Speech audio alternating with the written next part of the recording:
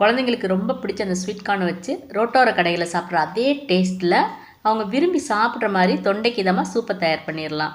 அதுக்கு ஒரு முழு ஸ்வீட் கார்னை பிரித்து இந்த மாதிரி அதில் இருக்க முத்துக்களையெல்லாம் தனியாக எடுத்து வச்சுருங்க. இப்போ இதில் 1/4 கப் அளவுக்கு மட்டும் மிக்ஸி ஜாரில் கொஞ்சமாக தண்ணி சேர்த்து கொஞ்சம் குறவரப்பாகவே அரைச்சி எடுத்து வச்சுக்கோங்க.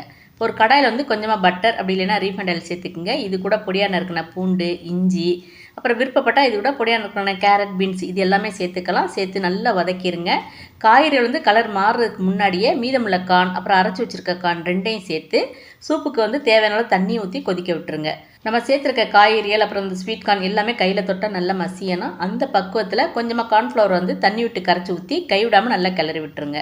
இப்போ கெட்டியாக அந்த குடிக்கிற பக்குவத்துக்கு வந்த உடனேயே இது கூட மிளகுத்தூள் அப்புறம் பொடியாக நறுக்கின கொத்தமல்லி தழை அப்படி இல்லைன்னா வெங்காயத்தூள் சேர்த்து அடுப்பை ஆஃப் பண்ணிடலாம். எல்லோரும் விரும்பி சாப்பிட்ற மாதிரி தொண்டைக்கு இதமாக இருக்கும் இந்த ஸ்வீட் கார்ன் சூப்.